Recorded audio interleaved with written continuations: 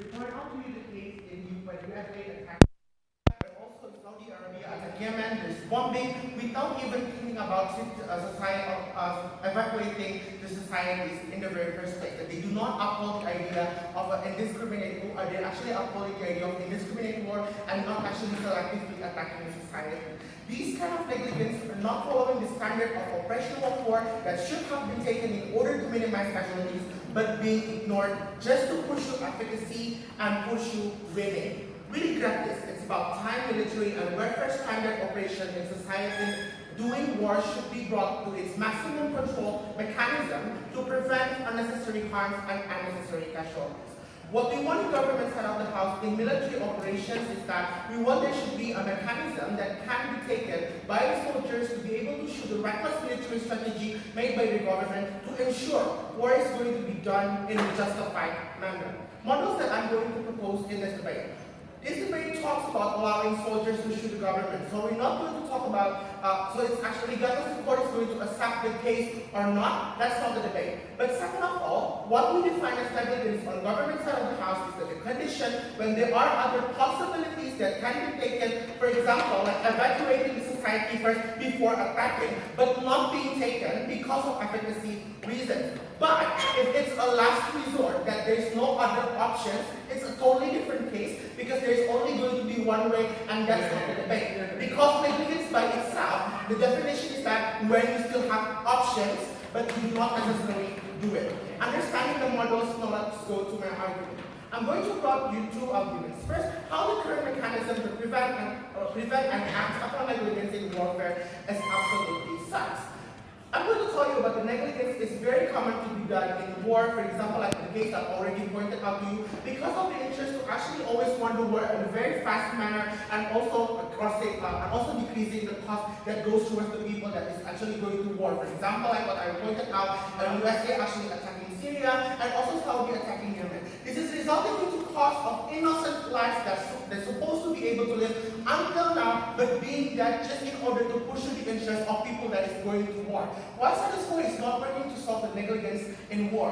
There are actually several mechanisms for you to actually be brought this kind of issue to be scrutinized, for the government to be scrutinized. First of all, let's take a look at the mechanism of media, right? Within that media does not even have the access towards the war zone itself, and they even have, even if they can, they're hesitant to enter because they actually, if they do some coverage, they can also become the victim, so therefore this kind of option is not at all visible. But second of all, even if you take it into account an investigation done by international lawyer, for example, like international lawyer like you, and it's only done after the aftermath of the war, which is lots of evidence are going to be done, and also the investigation process cannot be done during the warfare itself, resulting into lots of war negligence are happening, but there is no certain evidences that we can actually ultimately use in order to bring justice towards the people that do this kind of negligence. But what we propose to you as soldiers in this house, we want to actually, because we think that the soldiers can actually fulfill the piece of information we need in order to bring this government to accountability.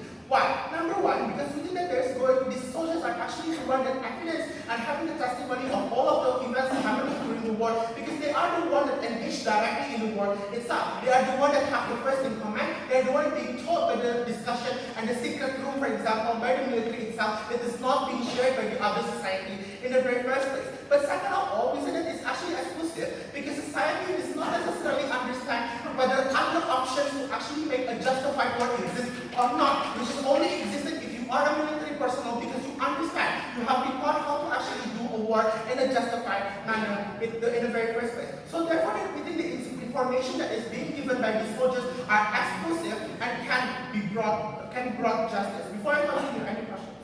Why is it called negligence and not just simply like a military strategy? Well, this is actually what I'm talking about, right? It's actually the military strategy of the government itself to actually make these people, to actually make this kind of warfare only going to be fast, but not necessarily taking into account the rest of society. So in my second argument, I'm going to talk about why it's actually justified to have even a longer solution of war in order to apply the idea of modern warfare. First analysis. What we need to understand about the modern warfare strategy is that we have become more human.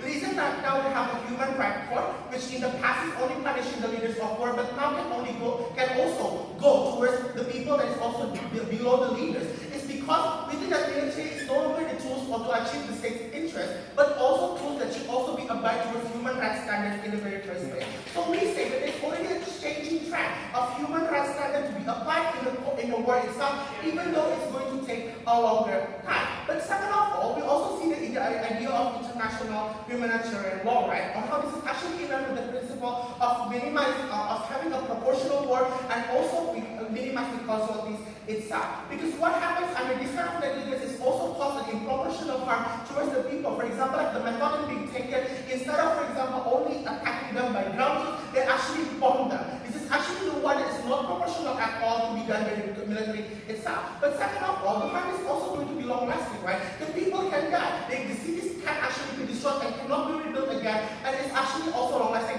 just as how the impacts of landmines, chemical weapons, and also mass destructive weapons also can create all of these two parameters to occur. We can see it's going to take a long time, but we say that the efficacy is no longer relevant in this debate because we say that humanity and also how we actually only selectively choose the target and we want to attack is very important in the modern context of war. But also, let's take a look at the reason why in status quo right now these soldiers cannot sue, right? It's actually because it's going to harm the process of chain of command in the military strategy itself. We say it's no longer relevant because already in status quo right now it's even already dependent, this idea of human rights already penetrates to the chain of command itself. On how, for example, even in Germany, when you're actually being sent into a mission that is already having a human violence record, you can oppose this as a soldier. What does this mean? This actually means that the soldier and also chain of command is no longer only based on the military efforts, not only when they're talking about the efficacy of the mission,